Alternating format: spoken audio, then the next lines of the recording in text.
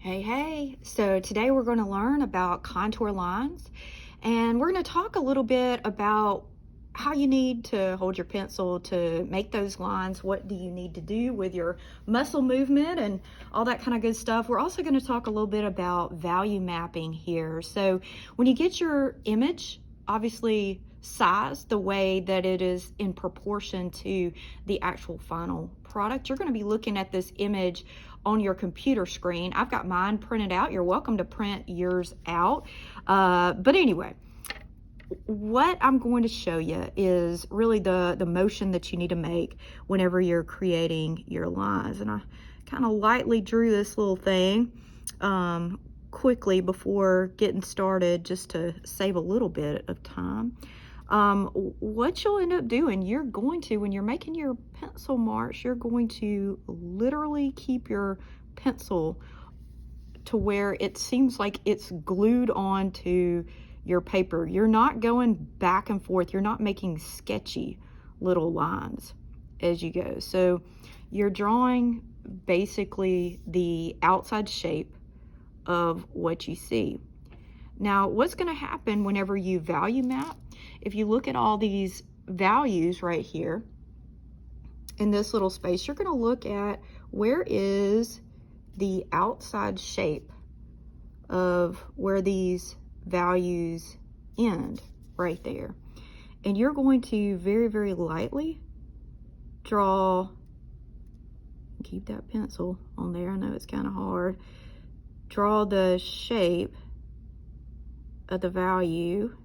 This is kind of that dark value that I see. This outside line right here is going to be darker here than the value map. And the value mapping we're going to keep relatively light right here, because this is just a guideline to show you like the shape of the value that you see, where it begins and where this value ends.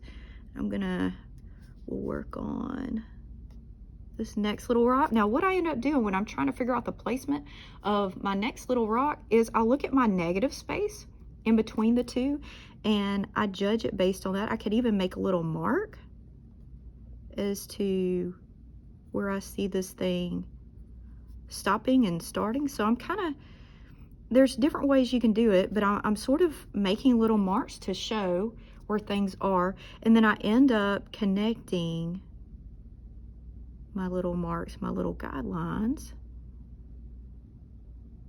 when I'm creating the shapes of my lines. I think I was a little bit off right there.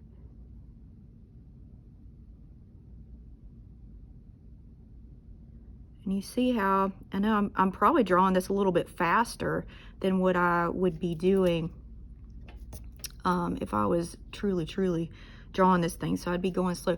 So the next little stage that I would do is find that really dark shape. You could, if you print it out, you could even kind of trace that little shape, just kind of draw on top of it so you can kind of see it. I'm just sort of marking where that is, and then I'm going to take my pencil. The lines get, let's see here, they get a little bit more narrow. It's okay to go back and erase and all. I'm going to show you what not to do as you're drawing. This is what, in just a second, this is what I'm not looking for. Like, just finish mapping this little thing out.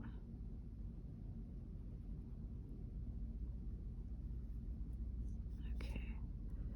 So the outside lines in general are going to be darker, obviously, than the mapping. So this is what I'm not looking for. I am not, like, as you're drawing, I don't want to see your pencil go back and forth like this. I'm not looking for sketchy lines. If you do initially make sketchy lines, we'll kind of, I guess it's hard for me to do it because I don't as much. I'm I'm trying to get y'all to train to draw in a certain way. But if you just, I mean, have just a habit of doing this and you're trying to find your lines, one thing that you could do is fade out what you did right there. Just kind of draw it like back and forth and fade it out. But then what I would do is go back, because really, like, what I sketched is not even precise. I mean, there's stuff definitely wrong with this drawing right here. Go back, and where you put your kind of sketchy lines, go back and find where that contour line needs to be. Because I know some of you guys just draw like that, and it's really, really, really hard to break that pattern and that habit. So I get it. But I'm just letting you know, I'm not asking and I'm not wanting to see back and forth lines. I'm literally wanting to see that your pencil looks like it's glued to your paper. So that would be one way to combat that issue, and just go back and kind of erase your sketchy lines there and make it go into contour.